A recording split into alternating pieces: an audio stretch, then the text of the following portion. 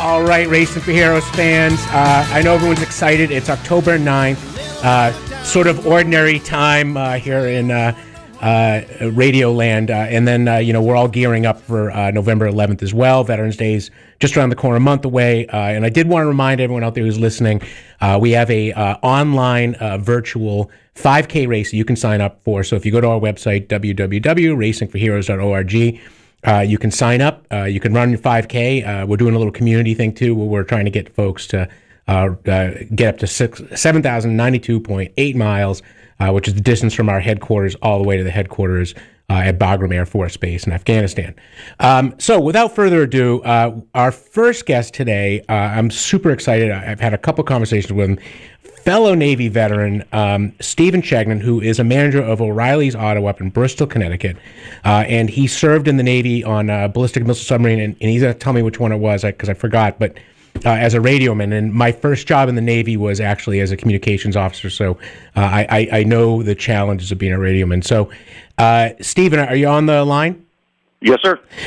Stephen, so listen, thanks for being here, and I know that you're part of the Navy family, and I know you're part of the O'Reilly's family as well. So thanks for being on the show.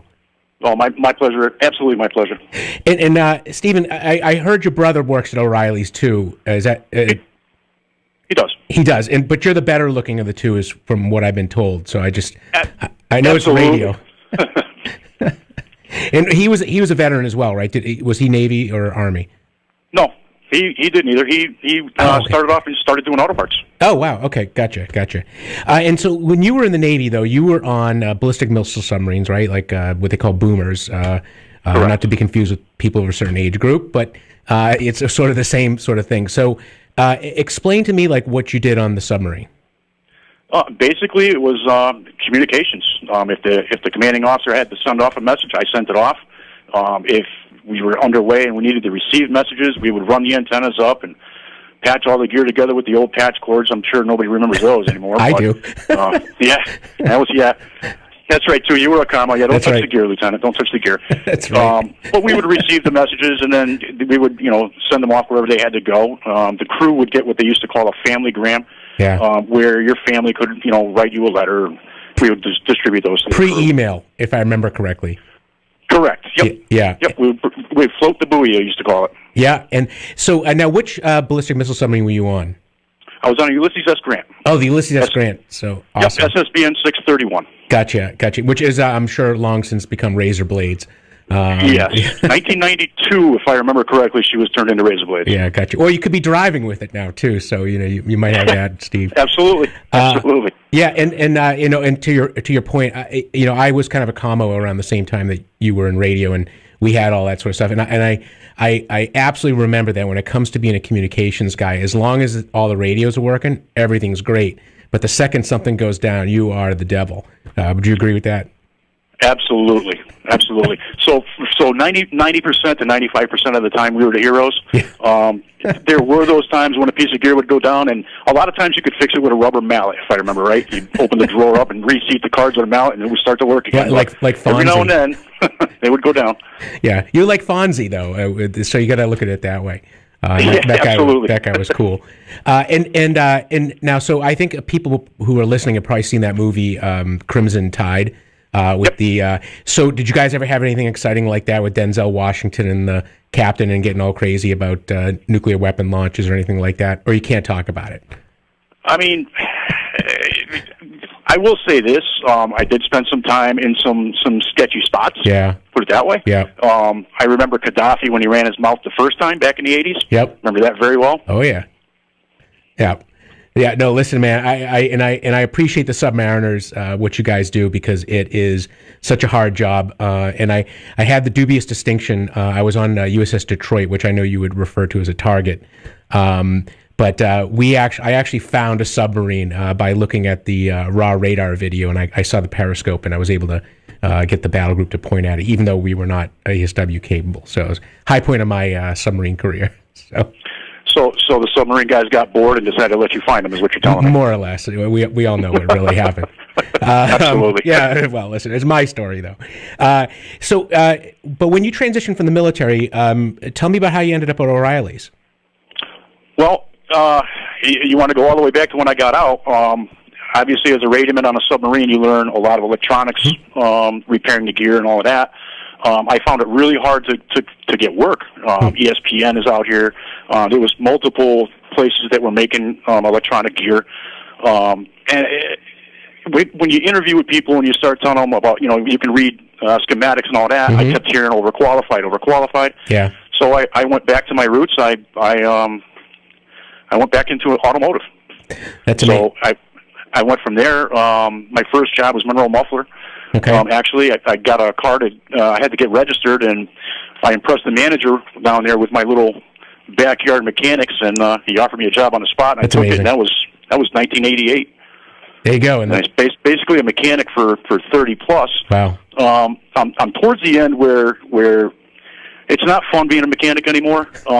Doing parts, I've run a few parts stores. I ran a Napa as well. Okay. AutoZone, Auto Palace, and I talked it over with my wife. I like the O'Reilly culture. Yeah.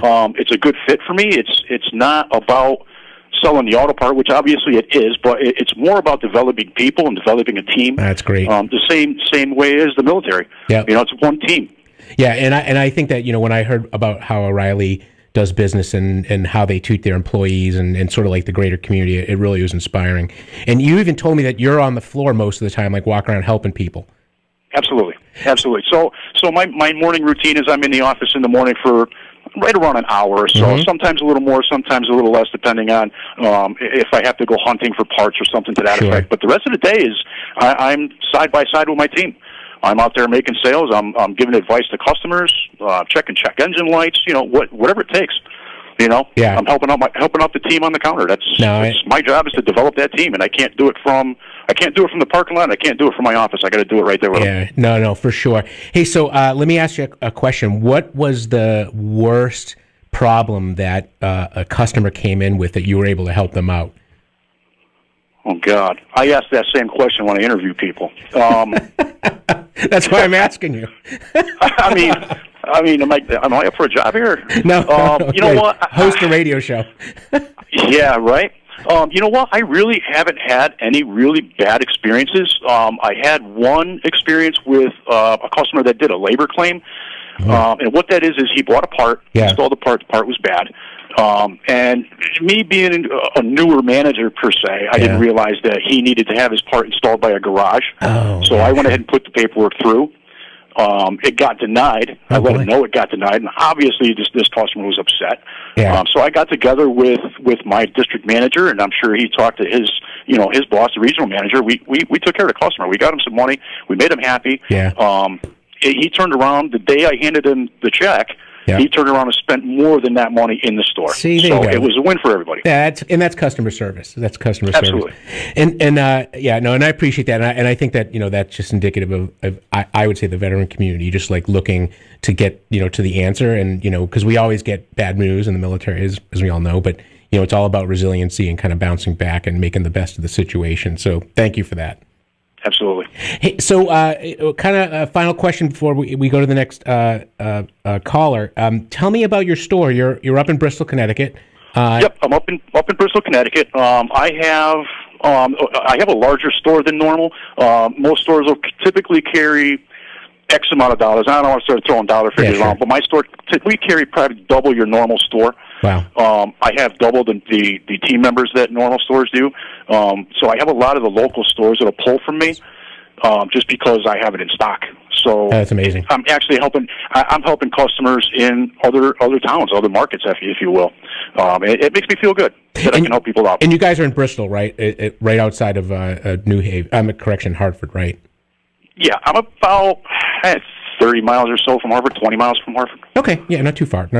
Yeah, pretty much right smack in the middle between Waterbury and Hartford. And what's next step for you? Are you looking to get promoted within the O'Reilly team? And what's next? What would be next if you were moving on up? The next step for me would, if I was to take a promotion, would be district manager. I have talked about it with my district manager, what I need to do to take that step. Whether that's in the cards or not, that's up to the people above me, as it were. I like to think my name's in the hat, though. That's good. No, and I think you told me, and I know you're being very humble, but you were like the number 1 or number 2 store, like in the region. Is that true too, or? I am in my district. I am third. Oh, that's amazing. Out of 10. Oh, wow. Okay, that's good. So, I mean, that's amazing. And you're not in a very big area. I mean, you're a little pretty rural, from what Bristol had roughly 50,000 for population. That's amazing. The towns around us are smaller, so Bristol's the bigger part, but everything around us is fairly smaller. Gotcha. The next town over that's of any size is Southington, and there's an O'Reilly's out in Southington as well. Gotcha. And then Veterans Day is coming up. Anything exciting going on with O'Reilly's around Veterans Day, or? O'Reilly is already we have a company magazine called Spirit, and they've already petitioned, quote unquote, for lack of a better term, for all the veterans to send in a picture so that they can put them in the November issue. Oh, that's exciting. So okay. O'Reilly definitely takes care of their veterans. They definitely appreciate what we've gone through, and I appreciate that right back. Oh, for sure. And Steve, and with that, we got to move on to our next guest. But listen, Steve, thanks for being here. Truly appreciate it, and always happy to have a fellow Navy vet on board. Absolutely. It's my pleasure, Brett. Thank you very much. Stephen, have a great day. Thanks so much, brother. All right. All right, everyone. So that was Stephen Shagnon again at O'Reilly's Auto Parts up in Bristol, Connecticut. Just great human. So our next veteran is Johnny Mosier, and Johnny is a U.S. Air Force retiree. Served for 23 years, 4 months, and 7 days. Not that he was counting. And then served in electronic warfare as a maintenance guy for about 15 years, and then 8 years as a flight engineer with a C-130 cargo aircraft, the Hercules, and is now involved with another nonprofit that is really near and dear to my heart, the Save22.vet, which I'm going to have him explain. And he's also involved in Formula 4 racing. So just kind of awesome human and, just awesome veteran. So, Johnny, thanks for being on the show. Hey, thanks for having me, Brett. Now, and Johnny, you were in a little longer than me, 23 years, 4 months, and 7 days, not that you were counting. And so tell us about, kind of your overview of your career, like the Air Force side. I started off electronic warfare on F-4G Wild Weasels in 1990. Right after Desert Storm ended, I got to George Air Force Base in California, shut that down, went to Korea for a year, worked on A-10s, went back to F-4s in Las Vegas, stood them up for a couple years, did a few deployments with them for Northern Watch, Provide Comfort, really cool. That kind of out of Turkey. Yeah. And then went to AWACS, and I did AWACS for 3 years, got a bunch of deployments with them for, I think it was still called Northern Watch. Were you in Oklahoma, stationed out of Oklahoma for that, or?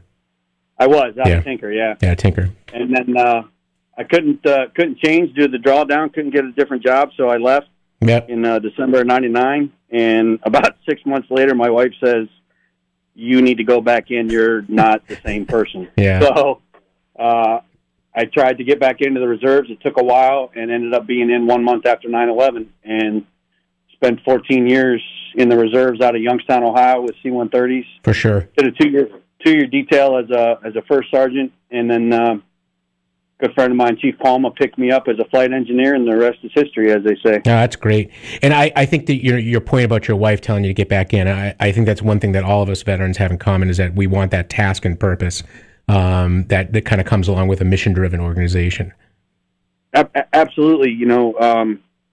When I retired, I was okay for about a year. I mean, I still have a full-time job with the FAA. I still work electronics, still work around airplanes and airports, but something was missing. And about a year after I retired, I was just in a really, really dark place. And I picked up a buddy of mine, Jason Rutledge, who is a co-founder of Save 22, and he said, "Hang up the phone, get on your bike, and come meet me." And I did. And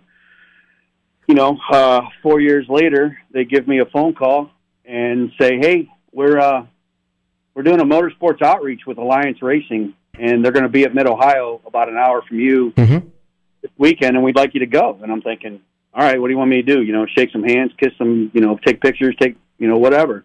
Kiss babies. Said, yeah, go hang out with the car. You've been in racing out in Las Vegas. You did some racing back home. Yep. Yeah, go hang out. And by the end of that weekend, Brandon Graham offered me a job with Alliance Racing, where I would just be a fly-in mechanic. That's really awesome. Go up for the race and wrench on the cars and go home. And man, they've been absolutely awesome for me. You know, Brandon has reached out with Save 22 and got a couple other guys in at VIR, Virginia International. Right, which is where our headquarters is. Yeah. Yeah, and you know, that motorsports outreach has also gotten into NHRA and Xfinity and NASCAR. Lex June in NHRA and Mike Harmon in NASCAR. Those guys are just absolutely amazing legends, you know, to say the least of those guys. And the amount of support that they give veterans and Save 22 is incredible, and enough can't be said about those guys. No, that's great. And you were doing Formula 4, right? That was kind of what you were working? Yeah, Alliance Racing is a Formula 4 team, and they are a driver development series. And the cars are all spec cars, spec chassis, spec motor, spec gearbox. Very little adjustment that you can do other than, you know, a little bit of chassis. But with them being an Indy-style car, it's open wheel, right? You're really limited on the amount of adjustments you're going to make. And these kids are all 18 and younger, great kids, fantastic families. In fact, I'd like to say that one of the drivers, David Burkett, his mom, Sonia, is the one that got me started with my podcast and reaching out to veterans. And the people that you meet while you're racing, you know, you're all like-minded, obviously. Yep. But I think as veterans, when you get out, you miss the camaraderie, the brotherhood, the attention to detail. You miss that kind of stuff. And when you get into motorsports, you need all that because somebody else's life is in your hands with that car. Sure. Yeah. And to sit and talk with them and just be involved with it again was absolutely amazing. You know, Albert Wooden, who's the president of Save 22, saw a picture of me down there at Mid-Ohio with the Alliance Racing shirt on, having a team meeting. I'm with the owner, Tony, and he called me up and he said, "Bro, I haven't seen a smile on your face that big in years." And it really got me back into where I was comfortable, I was happy, and I was having a good time. Not only racing, but I got to talk about Save 22. I got to involve other people with Save 22, and man, just what an opportunity! I got to hang out with Al Unser Jr. Man, I mean, the Al Unser Jr. The Al Unser Jr., two-time Indy 500 winner, Al Unser Jr., and you know, shook hands, put our arms around each other, had a hug, had coffee in the morning at the hotel. You got to hug Al Unser Jr.? Amazing, yeah. Yeah. Did he smell like motor oil or something like that when you hugged him? That's like veteran. I mean, that's an IndyCar royalty right there, sir. Right.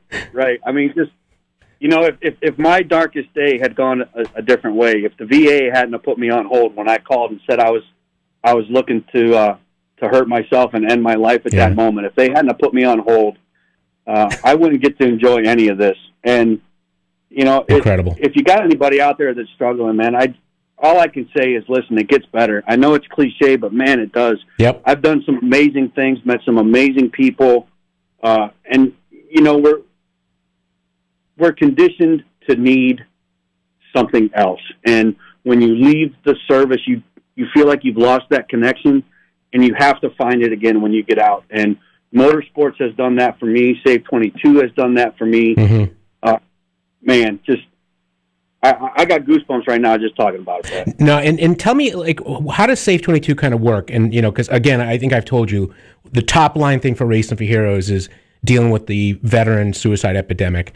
And, you know, as you know, there's 22 veterans a day that commit suicide, and those are the ones we know about.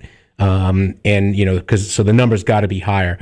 So tell us about what Save 22, like, what they do besides, you know, I know they're helping you out with racing, but, you know, kind of in the big picture. So, big picture, Save 22 is a veteran outreach organization looking to raise awareness of veteran suicide. We have on save22.vet, you can go in, you can donate, you can you can check out some pictures, you can apply, and the application is really only for insurance purposes. Yeah. But we have so many outreaches with fishing, both in the Carolinas and Ohio. Matt Dotson, which I think you're a friend of, with Matt's the best. Rustic River Craftsman Foundation. Yeah, you know, Albert was with him doing some fishing. We have, I think we're getting ready to start a hunting trip We've done the motorsports outreach. We help with financial situations if the timing and the situations are right. We've built handicap capable or handicap accessible ramps for a couple families. We built a playground for another family. Just, it's all grassroots here, local. We have expanded a little bit. We've got individuals in Michigan, the Carolinas, here in Ohio. I think we just had a buddy move down into Florida. We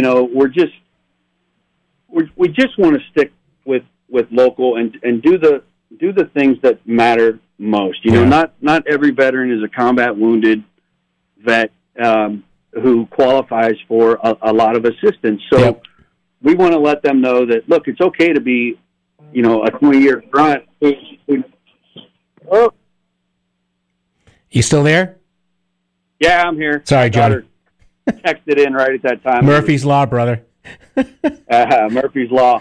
Yeah. But, we want to let the guy, the normal vet, the guy who's not injured, who didn't lose a leg, who didn't have a TBI, to let them know that, hey, you know what, it's okay to not be okay. I mean, it's okay to have a day where all you want to do is sit in the dark and, eat ice cream and Cheetos and watch television. But you've got to be able to stand back up, to never quit, and be okay with talking about not feeling good. And, with Save 22, we have individuals from all gamuts of service, and some are combat injured, some are injured as a civilian, some have never been injured, some have never had a suicidal thought, but we all know somebody who has. Who has. And we grow our network so that if you call one of us, we might not have the answer, but I guarantee we'll get you that answer within a day or so. Hey, and before I go for my final question for you, because we are getting close on time, what's the website again, so everyone can listen to log in to save22.vet? So save22.vet is the website. Okay. They've actually afforded me an opportunity to have a podcast and talk about this stuff as well. You can reach out to me at Johnny Mo Media on Facebook, Instagram. I've got a YouTube channel now, too, that we'll be posting videos of our interviews. And we're just going to do exactly what Save 22 is, but just in a different medium. Awesome. We're going to do interviews like you're doing, talk with normal vets who've got a project going on or who have reached out in their own community and done some good. And, we just kicked off our first interview on Tuesday, and that was with the co-founder of Save 22, Jason Rutledge. He's got an amazing story. And, look for us, man. Well, I'm there for you, brother. If you ever need another interviewee, I'm your man. So feel free. Oh, you're on my list. You are on my list. All right, last question. Because we're down to like the last 3 minutes of the show. Tell us about your best road trip ever. Oh my gosh. That's a tough one. But I gotta admit that back in 94, 95 era, I was in Las Vegas, and I had met the Chris Trickle race team out there, and many might not know who Chris is, but he's Dick Trickle's nephew, and he was shot and killed while driving to I want to say it was a tennis match at 10 o'clock at night, but he used to race late models and Southwest Tour, Winston West cars, and I was working at the shop one day on a Friday, and it was July 4th weekend, and Chuck Trickle, Chris's dad, Dick's brother, sees me loading up the car, and he says, "Hey, you're that Air Force kid, aren't you?" I said, "Yes, sir, I am." He says, "Well, I like what you're doing here. I appreciate you busting your butt and doing everything. I'd like to have you down to Bakersfield." Nice. I'm like Bakersfield, the half-mile Bakersfield? He's like, "Yeah, Bakersfield. Can you be at my house at 3 o'clock? Hey. So I made a couple phone calls, verified I could go, and I shot down to Chuck's house. We hopped in the car hauler, rode all night to Bakersfield, got there at like 2 o'clock in the morning. I didn't sleep a wink. Got to the gate to check in, and the lady was like, "Look, I need your license." So me being all naive, I show her my driver's license, and she just laughs. And she wants my NASCAR license. Well, I don't have a NASCAR license. So here comes Chuck Trickle over, and he's like, "What's the deal?" And I told him, and he says, "All right, I got it." And he starts whipping out $600 to buy this license. Yeah. Well, Dick Cobb sees this, and Dick Cobb is a short track Hall of Famer, just the real deal, incredible individual, incredible guy. He comes over and he says, "Hey, what are you doing?" Chuck says, "I'm buying his license." Dick says, No. That's That's my guy. I'm buying that license. I'm like, that's we're awesome. fighting over buying my license. So we're at Bakersfield, and Chris Rexon practiced in the late model, backs it into the wall, breaks everything. Yeah. We put him together with like 2 bolts hanging onto this Watts linkage, throw him in the car, qualifies 15th. Nice. By lap 18, he's in second. I mean, he is just bad fast. Yeah. And the caution comes out. He's chasing Sean Monroe for the win. 3 laps to go for the checkered, and Chris beats him coming out of turn 4 by like a foot and a half. Just an awesome day. He ends up wrecking the tour car. Of course. Drive all night, back to Vegas, put it back together, and he ends up setting track record at the Bull. That's amazing. In Las Vegas. I mean, just what a fantastic weekend, And this was all before social media and cell phones and stuff. And Johnny, man, I'm so sorry. I got to call check fire. I mean, that's an amazing story, but we got to go. It's at the end of the show. So listen, Johnny, thanks so much for being on the show. I appreciate it, and I'm sure we'll talk again soon. Okay. Yes, thank you for the opportunity, Brett. Thank you very much. My pleasure, brother. All right, everyone. Again, Racing for Heroes. We're still on the air. We're going all the way to November 13th. Please log into our website, www.racing.org. Check out what we're doing. We're super excited to be here. And if you want to hear more, again, please log in and take a look at what we're up to. So thanks, everyone, and we'll let the rest of the show go with some Doug Lane a little further down the road. Thanks so much, everyone. Bye.